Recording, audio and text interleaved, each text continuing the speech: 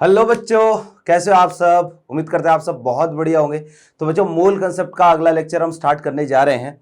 Last class तक हमने क्या पढ़ा था, तो हम बात कर रहे थे भैया एक तरीके से सिक्वेंशियल रिएक्शन की, स्टोइकियोमेट्री ऑफ रिएक्शन की बात हम कर रहे हैं, है ना। और स्टोइकियोमेट्री ऑफ रिएक्शन में हमने बहुत सारे अलग अलग केस देखे कि भैया एक सिंगल रिएजेंट प्रॉब्लम हो तो उसको कैसे ट्रीट करना है, दो या दो से ज्यादा रिएजेंट हो, क्वेश्चन में इंफॉर्मेशन केवल एक के बारे में दी गई हो तो उस केस में आपको क्वेश्चन कैसे सॉल्व करना है। और तीसरा और सबसे इंपॉर्टेंट केस था अपने पास, case of limiting reagent. Limiting reagent का जो कंसेप्ट है वो सबसे ज्यादा इंपॉर्टेंट मैंने आपको बताया था।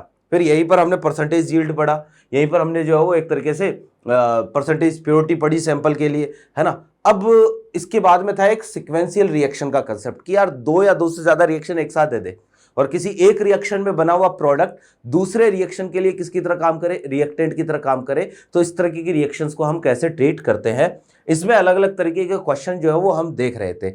मैं एक दो क्वेश्चन और लेता हूं, फिर हम अगले टॉपिक की तरफ बढ़ेंगे।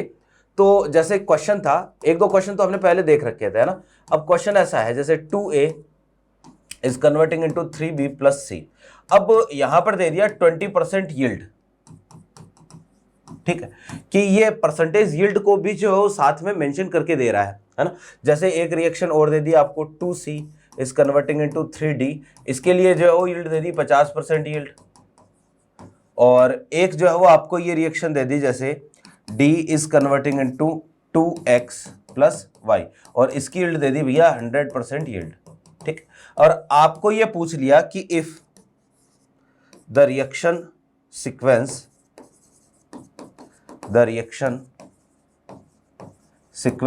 starts with 4 moles of A, then calculate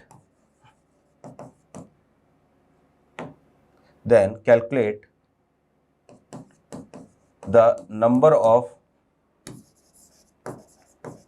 moles of Y after reactions, है ना, आफ्टर रिएक्शंस।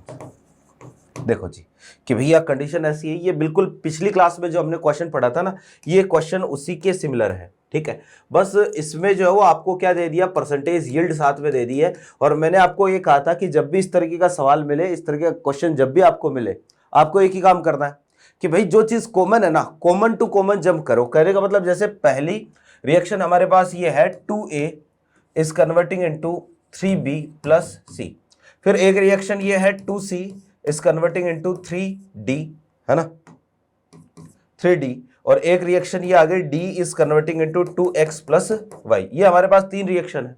अब आप चेक करो कि पहली और दूसरी रिएक्शन में कॉमन कौन है, c। तो भैया एक काम करते हैं, हम यहां से पहले c पे जाएंगे। इस रिएक्शन में जितना भी C बनेगा ना, वो हम ये मानेंगे कि वो सारा का सारा C कहाँ जाएगा, ये दूसरी रिएक्शन में काम में आएगा। कहने का मतलब यहां जितना भी C काम में आना, वो कहां से आएगा, वो पहली रिएक्शन से आएगा। फिर भैया C से जो वो हम जंप करेंगे कहाँ, D पर। यहां जितना भी D बनेगा वो सारा हम थर्ड रिएक्शन में काम में लेंगे। और D से फिर जो पूछा है आपको, किसका पूछा है भैया जी, Y का पूछा है, number of moles of Y, तो Y का पूछा है, तो इस तरीके से हम Y पर शिफ्ट होंगे। क्लियर है बात। अब देखना जरा कि पहली रिएक्शन है, यहां पर यील्ड कितनी है, 20% यील्ड है, ठीक है। और दूसरे रिएक्शन में यील्ड कितनी है, 50% है। और तीसरी रिएक्शन में यील्ड कितनी है, 100% यील्ड है। ये एक हमारे पास कंडीशन है। अब यहाँ पर जो है वो हम सबसे पहले तो ये चेक कर लेते हैं गिवन क्या है। तो गिवन ये है भैया, ए के मोल तो कितने दिए हैं, ए के मोल, ए के मोल, ए के mole, if reaction sequence start with 4 moles of A, इसके 4 मोल दिए हैं। तो मैं एक काम कर लेता हूँ, मैं ये चेक कर लेता हूँ कि पहले सी के कितने बनेंगे। तो क्या कहता है, देखो जरा कि भैया Na/2 इक्वल टू NC/, कितना आ जाएगा 1। तो NC जो है वो उसकी वैल्यू आएगी कितनी, 2। लेकिन ये तो क्या है, ये तो है एक्सपेक्टेड, कि भाई हमने सोचा इतना बनना चाहिए था, ठीक है, कि भाई अगर इस रिएक्शन की यील्ड 100% होती तो जो है वो C का कितना मोल बनता, 2 मोल बनता, क्योंकि इसके 2 से इसका 1 बन रहा है, तो 4 से कितने बनते, 2। इतने तो बनने चाहिए थे। लेकिन ये कब बनते, जब यील्ड इस रिएक्शन की कितनी होती, 100% होती। अब यील्ड 100% है नहीं, और अगर यील्ड 100% नहीं है तो भैया इतने नहीं बनेंगे, जितनी यील्ड दे रखी है उतना ही बनेगा। कहने का मतलब C का कितना बनेगा, जो 2 है ना एक्सपेक्टेड अमाउंट, उसका 20% ही बनेगा। तो मैं बोलूंगा NC एक्चुअल, है ना। तो ये आ जाएगा भैया 2 का कितना परसेंट, 20 20% और 2 का 20% हमारे पास आया 0.4। कहने का मतलब इस रिएक्शन में, पहली रिएक्शन में C का अमाउंट कितना बनेगा, 0.4 बनेगा और ये 0.4 हम जो है यहाँ पर काम में ले लेते हैं। हो गया काम। अब देखो D के लिए चेक करते हैं, तो रिलेशन क्या कहता है, NC/2 equal to ND by कितना 3, तो ये हमारे पास आ जाएगा 0.6, ND की वैल्यू आई 0.6। लेकिन भैया ये तो क्या है, ये तो अगेन एक्सपेक्टेड है, ये तो वापस से क्या आया, एक्सपेक्टेड आया कि इतना बनना चाहिए, ये हमने सोचा, लेकिन इतना तो तब बनता जब दूसरी रिएक्शन की यील्ड कितनी होती, 100% होती, और दूसरी रिएक्शन की यील्ड जो हो केवल 50% है। तो जितना आप सोच रहे हो उतना नहीं बनेगा, उसका केवल कितना बनेगा, 50% ही बनेगा। तो यहाँ पर जो है मैं बोलूँगा ND एक्चुअल, तो 0.6 का 50%, ठीक है, तो 0.6 का 50%, ये लो जी। तो ये हमारे पास आया पॉइंट कितना 3, ये बना एक्चुअल, ये लो, है ना, कि भाई डी का दूसरी रिएक्शन से कितना डी मिलेगा आपको, दूसरी रिएक्शन से केवल 0.3 मोल मिलेंगे डी के। अब तीसरी रिएक्शन जितना भी डी आया है वो सारा का सारा हम यहाँ पर लेके आ जाता है, ऐसे ही करेंगे। तो भैया जी ये सारा का सारा डी जो है वो अब किस में कन्वर्ट होगा, वाई में। तो आप देखो जरा कि ND/1 इक्वल टू NY/1, तो NY की वैल्यू जो है वो कितनी 0.3, कहने का मतलब इस रिएक्शन की यील्ड भी कितनी है 100%। तो जितना आप सोच रहे हो उतना पूरा का पूरा आपको मिलेगा। तो ये ही हमारे पास एक तरीके से क्या है, आंसर है। तो भैया इस तरीके से सिक्वेंशियल रिएक्शन में कई बार परसेंटेज यील्ड भी साथ में ऐड करके आपको दे देता है। आई होप मेरी बातें आपके समझ में आ गई होगी। तो ये तो हुई एक बात, ठीक है। थोड़ा सा जो है वो इसी में हम आगे बढ़ते हैं। देखना जरा कि कई बार जो है ना, ये जो सीक्वेंशियल रिएक्शन वाला कंसेप्ट है या ये जो इस तरीके के क्वेश्चंस होते हैं, इनको कई बार लैंग्वेज के फॉर्म में भी लिख के दे देता है, ठीक। जैसे एक क्वेश्चन जो है वो मैं आपको दे रहा हूँ करने के लिए, है ना, आप सोचना, इस पर थोड़ा सा दिमाग लगाना। कई बार कंडीशन ऐसी आती है कि जैसे आपको ये बोल दिया कि when 100 kg CaC2 is mixed with water, then a gas is formed, and when this gas is passed through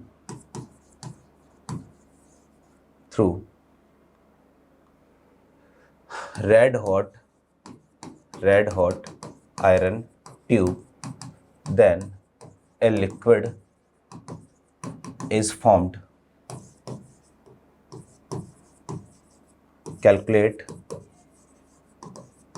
the mass of liquid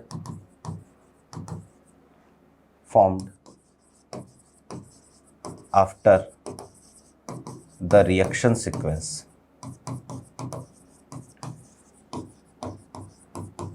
ठीक है। तो भैया जी जैसे ये एक क्वेश्चन है और आपको यही बोल रहा है कि भैया आपको रिएक्शन सीक्वेंस कंप्लीट होने के बाद में जो लिक्विड बनता है उसका मास कैलकुलेट करना है। बहुत ही सिंपल सा आसान सा काम है। लेकिन भैया ये क्वेश्चन सॉल्व करने के लिए सबसे ज़रूरी चीज़ जो है ना, वो है एक तरीके से रिएक्शन, कि यार आपको रिएक्शन लिखनी आनी चाहिए कि जो सिक्वेंशियल रिएक्शन है, अगर आपको सिक्वेंशियल रिएक्शन आपको पता ही नहीं है कैल्शियम कार्बोनेट को पानी में मिलाएंगे तो क्या बनेगा, आपको पता ही नहीं कि वो जो गैस है उसको रेड हॉट आयरन ट्यूब में से पास करवाएंगे तो क्या बनेगा, तो भैया उस केस में जो है ये क्वेश्चन आपसे सॉल्व नहीं होगा। तो आप कहोगे कि सर हमें तो जो रिएक्शन आती नहीं है, तो मैं एक चीज़ आपको इन्फॉर्म कर देता हूँ कि ये जो रिएक्शन है ये सारी की सारी एनसीईआरटी में दी हुई है, एनसीईआरटी की ही रिएक्शन है और क्वेश्चन जो एनसीईआरटी से ही आता है। तो आपको ये ध्यान में रखना पड़ेगा। अगर अभी तक आपने जो है वो नहीं पढ़ा, मान लो कुछ चैप्टर आगे के नहीं पढ़े, तो कोई दिक्कत नहीं है, जब आगे पढ़ोगे तो आपको रिएक्शंस आने लग जाएगी, तो समस्या ही नहीं है। तो हमारे पास जो वो ऐसा है कि CaC2 है, हमने इसको कहाँ पर मिला रखा है, पानी में मिला रखा है। तो जैसे ही आप इसको पानी में मिलाओगे तो बनेगा CaOH2 और साथ में बनेगा जी C2H2। ये रिएक्शन जो है वो पानी में होगी कि जैसे ही आप जो उसको पानी में मिलाते हो तो ये रिएक्शन होती है। इस रिएक्शन को बैलेंस करना बहुत ज़रूरी है, क्योंकि भैया हम जितनी भी मोल कंसेप्ट में मैंने आपको कहा था कि जितनी भी रिएक्शंस होगी वो सारी की सारी क्या होनी चाहिए, बैलेंस होनी चाहिए। बिना बैलेंस रिएक्शन के हम कभी भी बात नहीं करेंगे। तो आप देखो कि इधर कार्बन 2 है, इधर भी कार्बन 2 हो गए, इधर हाइड्रोजन टोटल 4 हो गए, 2 और 2 4 हो गए, ऑक्सीजन 2 हो गए, ऑक्सीजन 2 हो गए, कैल्शियम 1 कैल्शियम 1। तो ये तो रिएक्शन हुई। और जिस गैस की बात कर रहा है ना वो ये है CaC2 एसिटिलीन, ठीक है। तो ये गैस है। और भैया जी ये जो एसिटिलीन होता है इसको अगर हम जो वो रेड हॉट आयरन ट्यूब में से पास करवाए ना, रेड हॉट आयरन ट्यूब, तो यहां से अगर इसको पास करवाओगे तो 3 मॉलिक्यूल इसके लगेंगे और ये कन्वर्ट हो जाएगा भैया C6H6। ये बेंजीन है, लिक्विड में है ना। तो ये रिएक्शन जो है वो एक तरीके से हम बोलेंगे होने वाली है जैसे ही आप कैल्शियम कार्बाइड को एक तरीके से किस में मिलाते हो, पानी में मिलाते हो। तो ठीक है। हाँ तो भाई देखो जरा कि ये हमारे पास 2 इक्वेशन है ना, कि पहली जो रिएक्शन है इसमें कैल्शियम कार्बाइड है, इसका हाइड्रोलाइसिस करवाया तो कैल्शियम ऑक्साइड, कैल्शियम हाइड्रोक्साइड और साथ में क्या बना है C2H2 बना। और दूसरी रिएक्शन में C2H2 को रेड हॉट आयरन ट्यूब में से हमने पास करवाया तो क्या बना, बेंजीन बना। आपको ये पता होना चाहिए कि दोनों की दोनों रिएक्शन NCERT की है। अगर आप 11th के हैं तो आप कहोगे कि सर हमें तो पता ही नहीं है, रिएक्शन आती नहीं, कोई दिक्कत नहीं है। अभी के लिए जो है ये मान के चल लो कि आपको रिएक्शन क्वेश्चन में दी हुई है। और जो है वो जैसे जैसे चैप्टर आगे बढ़ेगा या जैसे जैसे आपका सिलेबस आगे बढ़ेगा वैसे वैसे आपको ये पता चल जाएगा कि भैया NCERT में कौन सी चीज़ मेंशन है, कौन सी मेंशन नहीं है ना। और जैसा कि मैंने बताया कि कई बार जो हो यहाँ पर इक्वेशन दी होती है, कई बार इक्वेशन नहीं दी होती है। तो आप ये मान के चलो कि आपको रिएक्शन जो है वो दी हुई है, दोनों की दोनों जो है वो अपने पास बैलेंस केमिकल रिएक्शन है जो कि होनी चाहिए। सीक्वेंस में रिएक्शन हो रही है कि पहले जो है वो हमारे पास क्या बना जी, C2H2 बना, एसिटिलीन बनी, और फिर जितनी भी एसिटिलीन यहाँ पर बनी है उस सारी एसिटिलीन को हमने सेकेंड रिएक्शन में क्या कर दिया, काम में ले लिया। अब आपको पता है कि हम तो जितनी भी कैलकुलेशन करते हैं वो सारी की सारी किससे करते हैं, मोल से करते हैं। तो सारी कैलकुलेशन हमें क्योंकि मोल से ही करनी है तो आप देखो जरा कि गिवन क्या है। तो गिवन ये है भैया आपको 100 kg कैल्शियम कार्बाइड दे रखा है कि इसका जो है मुझे कितना दे रखा है जी, 100 kg दे रखा है। और अगर इसका 100 kg है तो मैं सबसे पहले क्या करूंगा, मोल कैलकुलेट करूंगा। तो मोल निकालने का तरीका क्या होता है, गिवन मास है ना, ग्राम में होता है, डिवाइड बाय इसका मोलर मास। तो कैल्शियम का कितना 40 और इसका कितना हो गया 40, और टोटल जो हो कितना हो जाएगा 64 हो जाएगा क्या। कार्बन का एक का कितना होता है 12, तो 24, 40 और 24 कितना हो गया 64। ये लो जी हमारे पास इसके मोल आ गए, कैल्शियम कार्बाइड के कितने आ गए 10⁵ डिवाइड बाय कितना 64। फिर आप देखो जरा कि भाई इससे मैं ये चेक कर लेता हूं कि कितना C2H2 बनता है। तो इसके 1 मोल से इसका कितना मोल बनता है, 1 मोल बनता है, स्टोइकियोमेट्री यही कहती है। तो यहां पर जो वो NC2H2 ये हमारे पास आ जाएगा कितना 10⁵ डिवाइड बाय 64। क्लियर है बात। फिर देखो यहां जितना भी एसिटिलीन बना है इस सारे एसिटिलीन को हमने सेकंड रिएक्शन में काम में ले लिया। तो अब आप ये मान के चलो कि सेकंड रिएक्शन में हमारे पास यहां पर कितना कितना मोल होगा C2H2 का, C2H2 इसके मोल आ गए भैया मेरे पास 10⁵ डिवाइड बाय कितना 64। अब आप ये मान के चलो कि ये हमारे पास इसके क्या है जी, गिवन मोल है ना, कि हमारे पास एक ऐसी रिएक्शन हो रही है जिसमें एसिटिलीन के इतने मोल से बेंजीन का जो है वो हमारे पास कितना बनेगा, हमें ये चेक करना। आपको ये तो पूछा है देखो जरा कि when 100 kg calcium carbide is mixed with water then a gas is formed and when this gas is passed through red hot iron tube then a liquid is formed, calculate the mass of liquid। आपको इस benzene का क्या पूछा है जी, मास पूछा है। तो मैं काम करता हूं पहले ये बता देता हूं कि बेंजीन के मोल कितने बनेंगे। तो बेंजीन के मोल हम कैलकुलेट कर लेते, तो रिलेशन क्या कहता है कि NC2H2 डिवाइड बाय इसके reacting mole divide by stoichiometric coefficient कितना है जी 3, ये इक्वल होगा किसके NC6H6 डिवाइड बाय इसका स्टोइकियोमेट्रिक कोएफिशिएंट कितना है भैया 1, है ना। तो यहां से जो है वो हमारे पास NC6H6 ये निकल के आ गया NC2H2 डिवाइड बाय कितना 3। तो भैया इसके कितने रिएक्टिंग मोल है, इसके रिएक्टिंग मोल है मेरे पास 10⁵ डिवाइड बाय 64 इंटू कितना 3। तो ये आया 10⁵ डिवाइड बाय 192। ठीक है, ये मेरे पास बेंजीन के मोल आ गए कि भैया इतना मोल बेंजीन बनेगा। आपको तो मास पूछा है तो मैं इसका मास कैलकुलेट कर लेता हूं। और मास निकालने के लिए हमें पता है नंबर ऑफ मोल को हम कितने से मल्टीप्लाई करते हैं, हम इसके मोलर मास से इसको मल्टीप्लाई करेंगे। बेंजीन का मोलर मास होता है कितना 78, ये ग्राम में आया है। आप चाहो तो इसको केजी में भी कैलकुलेट कर सकते हो, तो इसको 1000 से डिवाइड कर दो। तो 1000 से डिवाइड करूंगा तो ये आ जाएगा 7800 डिवाइड बाय 192 kg। इसको सॉल्व कर लो, यही हमारा क्या है जी आंसर है। ठीक है, तो मेरे ख्याल से मेरी बातें आपके समझ में आ गई होगी। बहुत ही सिंपल सा काम है। मोल कंसेप्ट में जो है वो आपको एक ही चीज़ ध्यान में रखनी है कि कुछ भी दे रखा है क्वेश्चन में, चाहे उसने कुछ भी पूछा है, हमें क्या करना है भैया, सारी की सारी कैलकुलेशन, जितनी भी कैलकुलेशन है, सारी कैलकुलेशन हम केवल और केवल और केवल किससे करते हैं, मोल से करते हैं। ठीक है, चलो भाई थोड़ा सा चैप्टर को आगे बढ़ाते हैं, टॉपिक को आगे बढ़ाते हैं कि नेक्स्ट जो है ना अपने पास एक पॉइंट है भैया जी। ये जो पॉइंट है ना मैं यहां मेंशन कर देता हूं, POAC, principal of atomic conservation. पहले हम ये पढ़ेंगे और ये पढ़ने के बाद एक छोटा सा पॉइंट और है यूडियोमेट्री का, वो पॉइंट हम डिस्कस करेंगे, प्रिंसिपल ऑफ एटॉमिक कंजर्वेशन, है ना। अब एक चीज मैं यहां पर क्लियर कर देता हूं कि भैया ये जो पॉइंट है ना ये केवल और केवल जेई के बच्चों के लिए, नीट के बच्चे चाहे तो इस पॉइंट को स्किप कर सकते हैं, क्योंकि जनरली नीट में जैसा कि आजकल ट्रेंड चल रहा है तो इस तरीके का सवाल या इस कंसेप्ट पर क्वेश्चन नहीं आता है। हाँ, पहले के टाइम पर जब पेपर थोड़ा सा अच्छा आता था, ठीक है, अब इस बार कैसा पेपर आएगा इसके बारे में हम कुछ बोल नहीं सकते, नीट का पेपर क्या रहेगा ये चर्चा चल रही है। मैं एक अपडेट बता देता हूँ कि नीट के पेपर को लेकर ये बात चल रही है। मैंने पहले जो लाइव वीडियो किए थे ना उनमें भी मैंने ये सारी चीज़ें बताई थी कि भैया जो है वो इस बार आपके लिए नीट में बहुत सारे रिफॉर्म्स होने वाले हैं, क्योंकि लफड़ा जो है वो बहुत तगड़ा किया था इन लोगों ने, है ना। तो ये चर्चा चल रही है कि भैया नीट में एक तो एज लिमिट या अटेम्प्शन की लिमिट करी जाए, 3 से 4 अटेम्प्ट ही आप दे सकते हो सकता है ये हो जाए, अभी तक इसका कोई ऑफिशियल अनाउंसमेंट नहीं है।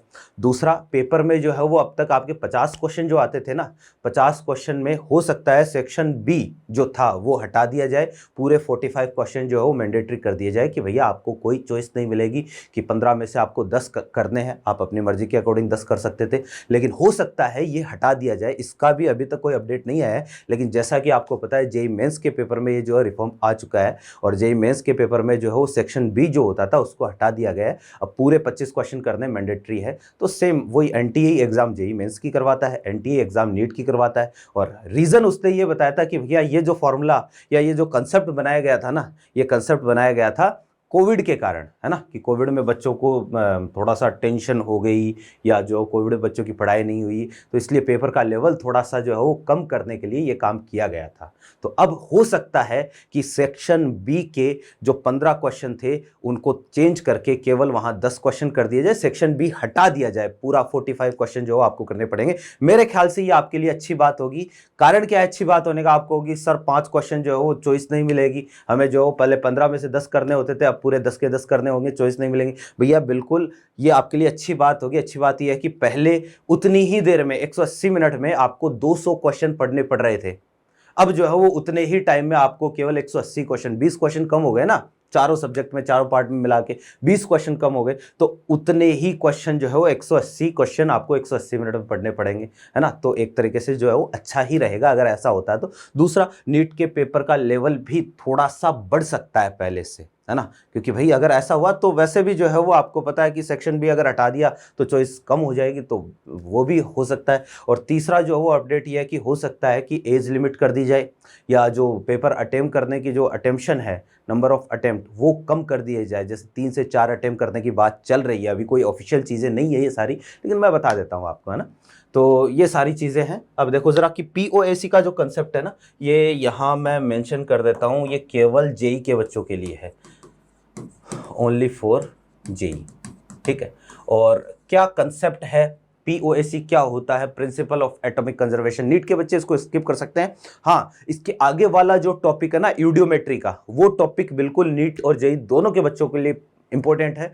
नीट में भी वहां पर क्वेश्चन आते हैं, अभी भी वहां से क्वेश्चन जो है नीट पे पूछे जाते हैं, तो वो आपके लिए जो है वो दोनों के लिए इंपॉर्टेंट रहेगा। ये POAC का कंसेप्ट है। देखो जेई के बच्चों के लिए क्या होता है, नाम से पता चल रहा है, प्रिंसिपल ऑफ एटॉमिक कंजर्वेशन। जैसे एक होता है ना mass conservation, law of mass conservation, ठीक है, लेवोशियर ने दिया था, ये आगे हम पढ़ेंगे जब मैं आपको लॉज ऑफ केमिकल कॉम्बिनेशन बताऊंगा।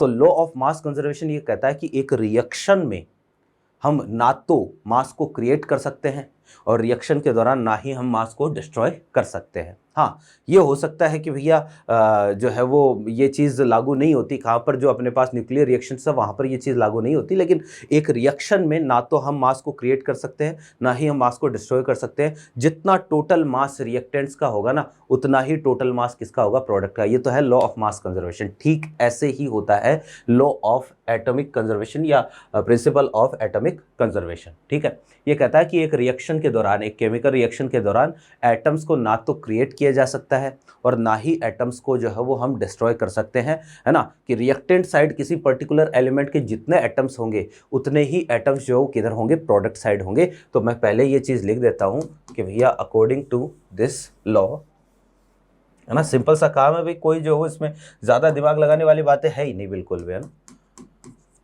अकॉर्डिंग टू दिस प्रिंसिपल, ठीक है, हम ये बोलेंगे atoms neither be created nor be destroyed during a chemical reaction, during a chemical reaction, है ना। Total number of atoms of any particular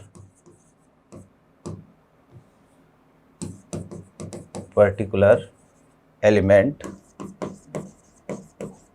always remains constant.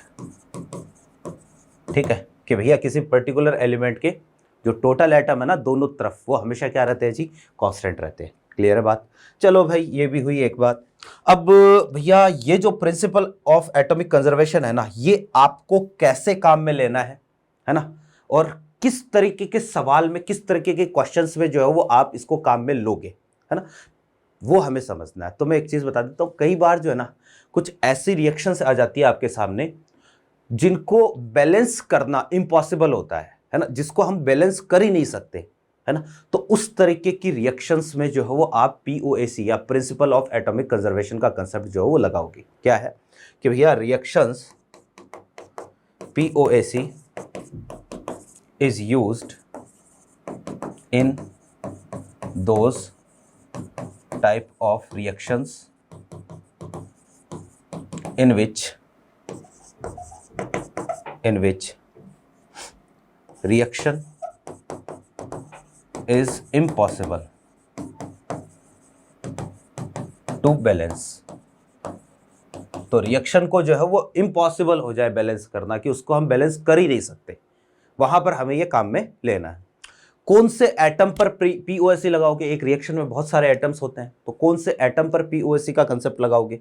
तो ये भी मैं लिख देता हूं कि POAC applied is applied on that atom which is completely consumed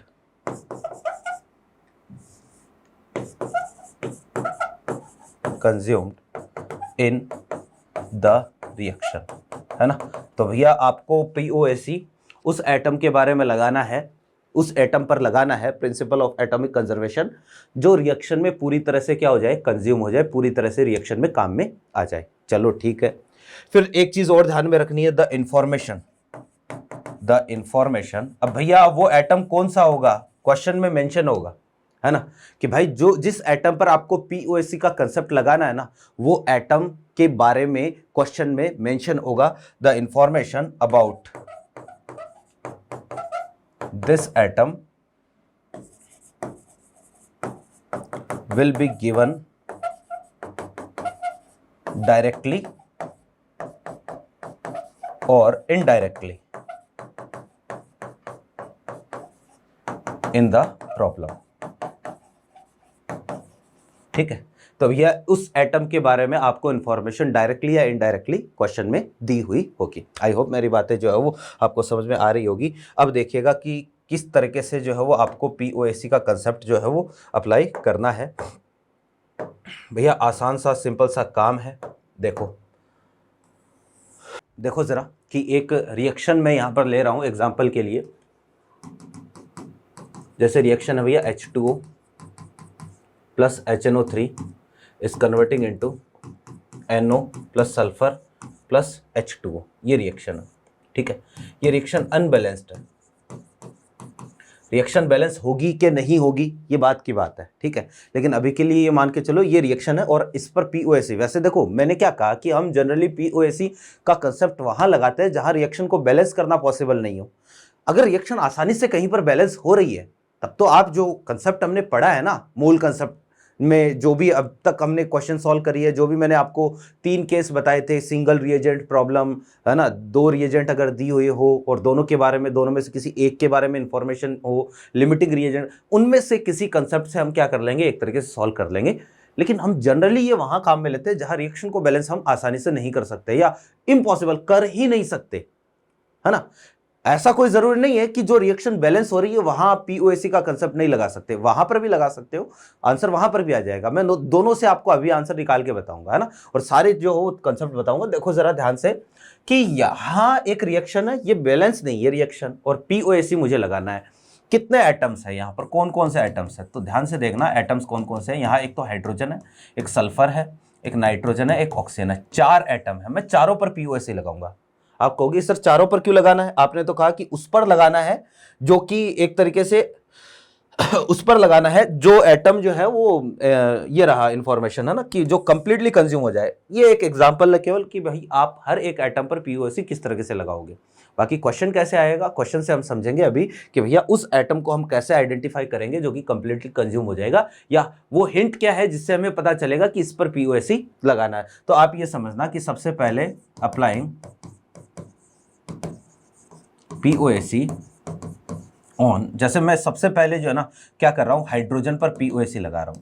अब यार हमें यह पता है कि पीओएसी जो है वो क्या है, प्रिंसिपल ऑफ एटॉमिक कंजर्वेशन क्या है, कि भाई दोनों तरफ हाइड्रोजन के एटम्स बराबर होंगे, है ना। बैलेंस करने की जरूरत नहीं है इसको, कि भाई इधर हाइड्रोजन के जितने एटम है ना मिला के उतने ही एटम इस तरफ होंगे। तो आप ये ढूंढो का हाइड्रोजन किस किस में है, एक तो यहाँ हाइड्रोजन है, एक यहाँ हाइड्रोजन है और एक यहाँ हाइड्रोजन है। तो मतलब मैं बोलूंगा H2S और HNO3 में मिला के जितने हाइड्रोजन है ना उतने ही हाइड्रोजन दूसरी तरफ किस में होने चाहिए, H2O में होनी चाहिए। तो भैया देखो जरा मुझे बताओ एक H2S में कितने हाइड्रोजन होंगे, एक H2S में कितने हैं, 2 हाइड्रोजन है। तो मैं लिखूंगा twice into moles of H2S, है ना। टोटल H2S में मान लो H2S के मोल जो हो कितने, x मोल है। तो एक में अगर 2 हाइड्रोजन है तो x मोल में कितने हाइड्रोजन हो गए, 2x हो गए ना। तो इधर H2S में जितने भी हाइड्रोजन है वो सारे आ गए, प्लस भैया जी यहां पर जो HNO3 में कितने हाइड्रोजन है, एक में 1 है। तो मान लो इसके जो है y मेरे पास मोल है, तो HNO3 में टोटल हाइड्रोजन कितने हो गए, y के इक्वल हो गए। तो मैं बोलूंगा भैया 1 इंटू n HNO3, ठीक है। तो टोटल हाइड्रोजन एटम इस तरफ इतने आ गए, और भैया ये बराबर होने चाहिए किसके, कि भाई जितने टोटल हाइड्रोजन के एटम H2O में होंगे उसके बराबर होने चाहिए। तो यहां पर मैं ये बोलूंगा H2O के एक में हाइड्रोजन के कितने हैं, 2 है, और मान लो H2O के मोल कितने हैं, NH2 है। ये लो जी हमने हाइड्रोजन पर क्या लगा दिया, पीओएसी। अब जो भी इंफॉर्मेशन गिवन है आपको H2S के बारे में, HNO3 या फिर H2O के बारे में, वो इंफॉर्मेशन यहां रखो, जो अननोन चीज होगी वो अपने आप निकल के आ जाएगी। ठीक ऐसे ही मान लो मैं सल्फर पर जो है वो पीओएसी लगाता हूं, पीओएसी ऑन सल्फर। मैं सल्फर पर पीओएसी का कंसेप्ट लगा रहा हूं, ध्यान से देखिएगा। सल्फर यहां पर किस में है, केवल H2S में है, इसमें सल्फर नहीं है। इसके एक मॉलिक्यूल में सल्फर के कितने एटम है, केवल एक एटम। तो मैं बोलूंगा 1 इंटू n H2S, है ना, इसमें है नहीं। और भैया दूसरी तरफ सल्फर केवल जो हो यहाँ अकेला है और एक ही एटम है, तो 1 इंटू n, और ये किसका, S का। ये लो जी सल्फर पर पीओएसी लगा दिया। ऐसे ही जो पीओएसी ऑन नाइट्रोजन, मैं नाइट्रोजन पर पीओएसी लगा रहा हूं, तो नाइट्रोजन पर लगाऊंगा। नाइट्रोजन कहां है भैया, HNO3 में है और इसका एक ही एटम है। तो मैं क्या बोलूंगा 1 इंटू n HNO3, और दूसरी तरफ किसमें है भैया, इसमें है एक ही एटम है, तो ये आएगा 1 इंटू n NO। ये लो जी, फिर जो है वो लास्ट पीओएसी में लगा रहा हूं भैया किस पर, P, या इसको जो है मैं काम कर रहा हूं,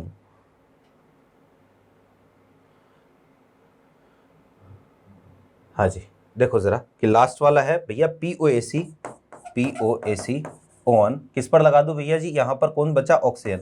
ऑक्सीजन कहाँ का है, एक तो HNO3 में है ऑक्सीजन, एक जो NO में है, एक किसमें है जी, H2O में है ना। तो टोटल इस तरफ ऑक्सीजन के जितने होंगे उस तरफ भी उतने ही होंगे। तो HNO3 में कितने हैं, तो 3 × N HNO3, और ये इक्वल होगा किसके इक्वल होगा भैया, 1 × N NO plus 1 × N H2O। ये लो जी, है ना। तो किसी भी एटम पर POAC लगाना बहुत ही आसान सा सिंपल सा काम है। मेरे ख्याल से जो हो आपको ये चीज़ समझ में आ गई होगी। एक क्वेश्चन लेते हैं, फिर हम जो है वो इस पर अलग अलग कैटेगरी के क्वेश्चन और देखेंगे। देखना ज़रा ध्यान से कि क्वेश्चन ये है, when 1 gram of calcium is burned in the excess of oxygen, calculate the mass of CaO formed। ठीक है कि भैया कंडीशन ऐसी है कि जब 1 ग्राम कैल्शियम को एक्सेस ऑफ ऑक्सीजन के साथ जलाया तो आपको जो है वो ये बताना कि CaO का कितना मास बनेगा। दो तरीके हैं इसको सॉल्व करने के। मेथड फर्स्ट सिंपल जो है वो हम मोल कंसेप्ट से सॉल्व करेंगे, और मेथड सेकंड है ना, ये हम POAC से इसको सॉल्व करेंगे। मैंने कहा ना कि आप हर तरीके का सवाल सॉल्व कर सकते हो।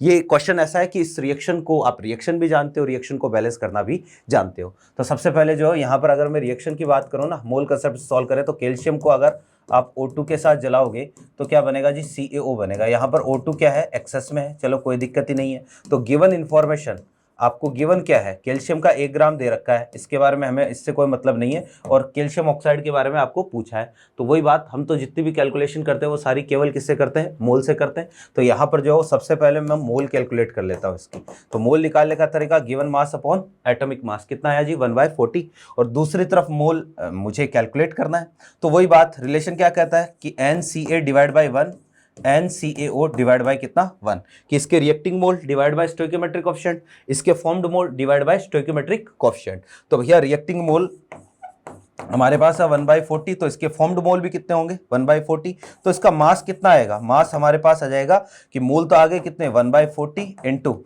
इसका मोलर मास कितना है, तो कैल्शियम का 40 और ऑक्सीजन का कितना 16, तो 56। तो आंसर आया अपने पास 56 डिवाइड बाय कितना, 40 ग्राम। ये लो जी, आंसर ये आया। अब देखना इसी क्वेश्चन को हम POAC से करते हैं। POAC में रिएक्शन लिखने की जरूरत नहीं पड़ेगी, है ना। तो आप देखो कि इसने क्या हिंट दिया है कि व्हेन 1 ग्राम ऑफ कैल्शियम को इसने बर्न किया, कंप्लीटली जला दिया, इसका मतलब कंप्लीटली कंज्यूम कौन हो रहा है, कैल्शियम। तो मुझे कैल्शियम पर POAC लगाना है। और मुझे बताओ कि सारा का सारा कैल्शियम जो किस में कन्वर्ट हो गया, सारा का सारा कैल्शियम कन्वर्ट हो गया किसमें, CaO में, है ना। तो मैं इधर बोलूंगा कि भाई इस तरफ कैल्शियम के जितने एटम होंगे इस तरफ भी उतने ही एटम होंगे। तो भैया अप्लाइंग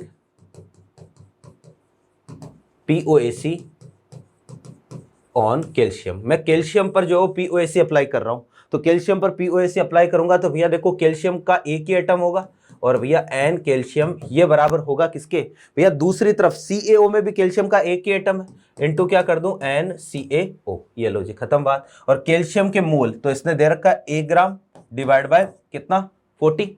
कैल्शियम के मोल कितने हैं, 1/40। कि भाई इसने क्या किया, आप ये समझो ना कि Ca को इसने किस में कन्वर्ट कर दिया, CaO। रिएक्शन को बैलेंस करने की जरूरत नहीं है, हमें ये पता है इधर जितने कैल्शियम के एटम होंगे उधर भी इतने ही होंगे।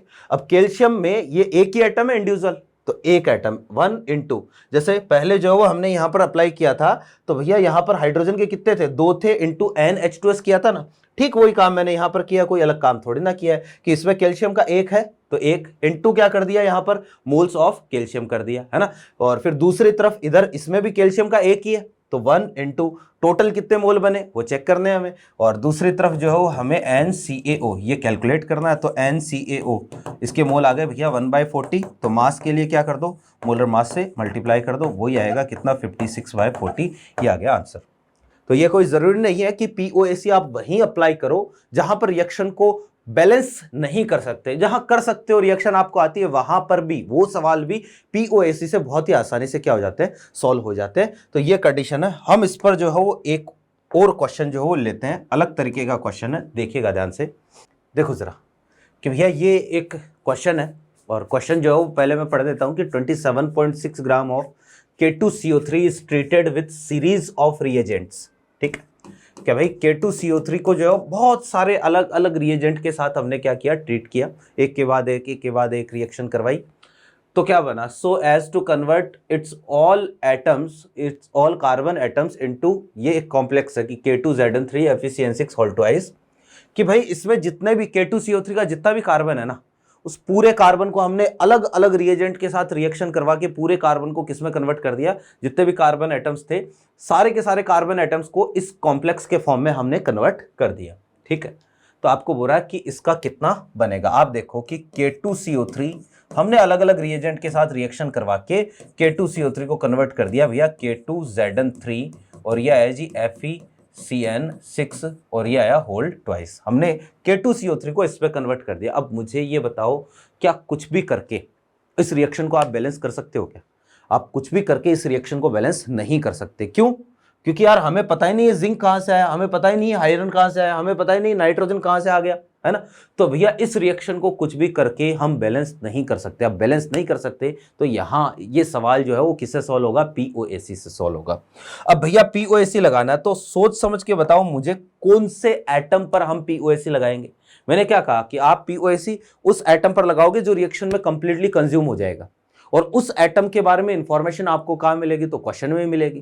क्वेश्चन में मिलेगी डायरेक्टली या फिर इनडायरेक्टली तरीके से उसके बारे में इंफॉर्मेशन आपको मिलेगी। तो यहां पर आपको देखो जरा क्या दे रखा है कि भाई इसके जितने भी कार्बन है ना उनको कन्वर्ट किया, तो मैं किस पर लगाऊंगा, कार्बन पर POAC लगाऊंगा। देखो जी,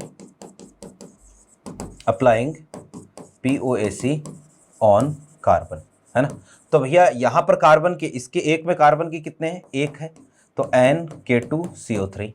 यहां इसके एक में कार्बन के कितने हैं, तो ध्यान से देखो 6 तो यहां हो गए, और ये दुगना हो गया तो कितने हो गए, 12 हो गए ना। तो एक में कार्बन के 12 एटम है इंटू N, और कॉम्प्लेक्स के मोल आ गए K2ZN3, और यहाँ आ जाएगा क्या Fe, ये आ जाएगा CN6, और ये आ जाएगा होल ट्वाइस, ये कंडीशन रहेगी। ठीक है, तो अब देखो यहाँ पर जो इसको अगर मैं सॉल्व करूँ तो K2CO3 के मोल कितने हैं, K2CO3 के मोल भैया ये आपको दे दिया कितना, 1 इंटू 26 पॉइंट कितना है 6, सॉरी 27.6 है ये, 27.6 डिवाइड बाय K2CO3 का मोलिकुलर वेट कितना, 138। दूसरी तरफ 12 इंटू आपको इसका मास पूछा है, तो गिवन मास मान लो x ग्राम है, इंटू डिवाइड बाय इसका मोलर मास कितना दे रखा है, 697 ग्राम दे रखा है। खत्म बात। यहाँ से मेरे पास x की वैल्यू आ गई कितना, 27.6 इंटू 697 इंटू 12 डिवाइड बाय कितना, 138 ग्राम। यही हमारा क्या है, आंसर है। इसको सॉल्व कर लेना, यही आंसर है। सिंपल सा काम है, ये है POAC का कंसेप्ट, है ना, सिंपल सा है। एक और क्वेश्चन यहां पर हम लेते हैं, देखो जरा मैंने लिख रखा है ऑलरेडी पहले से ही क्वेश्चन। भैया जी क्वेश्चन ये है, ध्यान से देखिएगा, 1 gram of dry green algae, है ना, और एक होता है ब्लू ग्रीन एल्गी, एक ही बात है ना, फोटोसिंथेसिस का काम होता है। तो 1 gram of dry green algae absorb 4.7 into 10⁻³ moles of CO2 per hour. एक घंटे में 60 मिनट में कितने मोल, फोटोसिंथेसिस में क्या होता है, CO2 का एब्जॉर्प्शन होता है, तो CO2 एब्जॉर्ब करता है, और एक घंटे में इतना जो CO2 एब्जॉर्ब किया। If the fixed carbon atoms after photosynthesis stored in the form of starch, कि भैया फोटोसिंथेसिस के बाद में जितना भी कार्बन एटम है ना वो सारा का सारा स्टार्च में कन्वर्ट कर दिया। स्टार्च का फॉर्मूला आपको दे रखा है C6H10O5N। Then the calculate how much time will it take, है ना, to algae to double its own weight. आप ये समझो कि ये हमारे पास एल्गी है, ये एल्गी है, अभी इसका मास कितना है जी, 1 ग्राम है। अब इसने क्या कर दिया भैया, CO2 जो है वो इसने एब्जॉर्ब कर ली, ठीक है, CO2 एब्जॉर्ब कर ली फोटोसिंथेसिस करने के लिए। जैसे जैसे CO2 एब्जॉर्ब करेगा वैसे वैसे जो क्या बनाएगा, ये स्टार्च बनाएगा, और स्टार्च बनाएगा तो ये एल्गी है, और भैया धीरे धीरे जो स्टार्च के फॉर्म में वो स्टार्च जो इसमें जमा होता जाएगा, और ये जो है वो स्टार्च, ठीक है। तो इसका मास क्या करना है, हमें डबल करना है, 2 ग्राम करना है। तो आप समझो पहले कि पहले 1 ग्राम मास, इसने कहा ना कि भाई एल्गी का मास जो है वो आपको क्या करना है, डबल करना है, इसका वेट डबल करना है। तो पहले एल्गी था, स्टार्च नहीं था, तो इसमें 2 ग्राम में आप देखो, 2 ग्राम में 1 ग्राम तो क्या होगा, एल्गी होगा, और 1 ग्राम क्या होगा, स्टार्च होगा। ये लो जी, ठीक है। तो 2 ग्राम तो टोटल मास हो गया, डबल करके 2 ग्राम कर दिया हमने, जिसमें 1 ग्राम एल्गी है, 1 ग्राम क्या है, स्टार्च है। आपको ये पूछ रखा है कि ये स्टार्च जो है 1 ग्राम स्टार्च बनने में उसको कितना टाइम लगेगा, है ना, क्योंकि 1 ग्राम स्टार्च हो गया तो मास डबल हो गया। तो अब आप समझो कि हमने क्या किया है वास्तव में, कि जितना भी यहां पर कार्बन है ना, CO2 का जितना भी कार्बन है, उस सारे के सारे कार्बन को हमने स्टार्च में कन्वर्ट कर दिया, C6H10O5 एन में कन्वर्ट कर दिया। हमने ये काम किया है। मुझे बता दो, कुछ भी करके आप क्या इस रिएक्शन को बैलेंस कर सकते हो क्या? नहीं कर सकते ना। तो यहाँ POAC काम में आएगा। अब मुझे ये भी बता दो कि आप कौन से एटम पर POAC लगाओगे। तो जिस एटम पर आपको POAC का कंसेप्ट लगाना है उसके बारे में इंफॉर्मेशन क्वेश्चन में डायरेक्टली या इनडायरेक्टली आपको मेंशन होगी, गिवन होगी। तो यहां पर देखो बार बार ये बोल रहा है कि भैया कार्बन, फिक्स्ड कार्बन एटम, तो जितने भी कार्बन है ना उनको जो है वो एक तरीके से इसने जो है वो स्टार्च में कन्वर्ट किया। तो मैं कार्बन पर लगा देता हूं POAC। तो अप्लाइंग POAC ऑन कार्बन, ठीक है। तो कार्बन पर हम POAC का कंसेप्ट लगा देते हैं। तो कार्बन पर मैं POAC लगाऊंगा ना, तो देखो क्या होगा, हाँ कंडीशन ऐसी आएगी भैया, यहाँ पर तो कार्बन का कितना 1 × NCO2 और दूसरी तरफ जो है वो हमारे पास जो है क्या है, तो यहाँ पर कार्बन के कितने हैं 6N है ना। तो एक में 6N हो गया इंटू N और C6H10O5 और ये क्या आ गया जी N। मैं एक काम करता हूँ, आपको ये बोला कितना टाइम लगेगा, मैं CO2 के मोल निकाल लेता हूं कि भैया 1 ग्राम इधर स्टार्च का कितना बनाना है, 1 ग्राम बनाना ना। तो 1 ग्राम स्टार्च बनाने के लिए CO2 के कितने मोल को फिक्स करना पड़ेगा। तो NCO2 यहां से मैं कैलकुलेट कर लेता हूं। तो NCO2 आ जाएगा 6N इंटू इसके मोल कैसे निकालू, given mass upon molar mass. अब देखो जी इसका मोलर मास कितना आएगा। तो इसका मोलर मास देखो, कार्बन का कितना हो गया टोटल 72 + 10 कितना हो गया 72 + 10 82 प्लस ऑक्सीजन का 5 का कितना 80। तो ये टोटल आ जाएगा कितना 162 और ये कितना N से N क्या हुआ, कैंसिल हुआ। तो भैया CO2 के देखो मोल निकल के आ गए 6 बाई कितना 162, ठीक है। कि इतने मोल CO2 को फिक्स करना पड़ेगा, तब जाके जो है वो हम ये बोलेंगे कि भैया 1 ग्राम स्टार्च जमा होगा और एल्गी का वेट क्या हो जाएगा, डबल हो जाएगा। अब देखो इसने क्या बोला है कि 4.7 × 10⁻³ moles are fixed in 1 hour, ठीक है। ये 1 घंटे में इतने जो मोल CO2 का फिक्स होता है। तो 1 मोल CO2 का फिक्स करने में, है ना, 1 मोल विल बी फिक्स्ड इन, तो 1 मोल फिक्स करने में कितना टाइम लगेगा, 1 / 4.7 × 10⁻³ 1 मोल फिक्स करने में इतना टाइम लगेगा। तो भैया आपको जो इतने मोल फिक्स करने हैं, 6 / 162 मोल CO2 फिक्स करने में कितना टाइम लगेगा। तो ये हमारे पास आ जाएगा भैया कितना 1000 × 6, है ना, डिवाइड बाय कितना 162 और ये आ जाएगा 4.7 आवर्स। यही हमारा क्या है, आंसर है। इसको सॉल्व कर लेना। तो ये है भैया POAC का एक सिंपल सा नॉर्मल सा छोटा सा कंसेप्ट है, जहाँ पर आपको ये ध्यान में रखना है कि भैया कहाँ किस तरीके के सवाल हमें इससे सॉल्व करने हैं। तो जो आसानी से आप बोल सकते हो कि बैलेंस नहीं हो सकती रिएक्शंस, वहाँ POAC का कंसेप्ट हम अप्लाई करेंगे, है ना। अब देखो जी नेक्स्ट जो पॉइंट है ना अपने पास, एक काम करते हैं, क्लास जो है वो थोड़ी सी लेंथी हो जाएगी। इडियोमेट्रिक का टॉपिक भी थोड़ा सा जो है वो इंपॉर्टेंट टॉपिक है, क्योंकि वहाँ से क्वेश्चन जो पूछे जाते हैं। तो आज की क्लास हम यहीं तक करते हैं, अगली क्लास में हम इडियोमेट्री डिस्कस कर लेंगे। इसके बाद में आपका मोल कंसेप्ट का जो पोर्शन है वो कंप्लीट हो जाएगा। एक काम करते हैं, अगली क्लास में हम इडियोमेट्री और लॉज ऑफ केमिकल कॉम्बिनेशन पढ़ेंगे, फिर हम कंसंट्रेशन टर्म्स जो है वो स्टार्ट कर देंगे, ठीक है ना। तो उम्मीद करते हैं क्लास जो हो आपको समझ में आई होगी। किसी प्रकार का कोई भी सवाल हो तो वो आप कमेंट में मेंशन करो, मैं जवाब देने की कोशिश करूंगा जल्दी से जल्दी। इसके अलावा जो है वो क्लासेस मैं मानता हूं कि आजकल रेगुलर नहीं आ रही है, अब से जो है वो पूरा ट्राई करूंगा मैं रोज़ डेली क्लास अपलोड करूं। और हिंदी मीडियम के जो बच्चे हैं उनकी भी क्लासेस जो है वो 1-2 क्लासेस काफ़ी टाइम से जो है वो नहीं आई है, तो वो भी जो है मैं जल्दी से जल्दी अपलोड करना स्टार्ट कर दूँगा, ठीक है ना। और इलेक्ट्रोकेमिस्ट्री माना बीच में टॉपिक छोड़ा हुआ है मेरा, है ना, 3-4 क्लासें अपलोड करी थी। पहले ये था कि इलेक्ट्रोकेमिस्ट्री पूरा करवा के बाद में जो मोल शुरू करेंगे, लेकिन किसी कारण से पहले हमने जो मोल शुरू किया और अब इलेक्ट्रोमोल जैसे ही ख़त्म होगा ना, उसके बाद में इलेक्ट्रोकेमिस्ट्री की क्लासेज जो है मैं अपलोड करना स्टार्ट कर दूँगा, ठीक है ना। तो यहाँ से हम कंटिन्यू करते हैं नेक्स्ट क्लास में। तब तक के लिए अपना खूब ध्यान रखें। नीट और जेईई का कोई भी अपडेट होगा मैं आपको जल्दी से जल्दी इस चैनल के माध्यम से दे दूंगा, ठीक है ना। और आप जो हो टेलीग्राम चैनल भी ज्वाइन कर ले। टेलीग्राम चैनल का लिंक जो डिस्क्रिप्शन में दिया हुआ है वो भी ज्वाइन कर ले, ताकि कोई भी अपडेट आता है किसी भी तरीके का तो वो मैं आप तक जल्दी से जल्दी पहुंचा दूं, ठीक है ना। Thank you.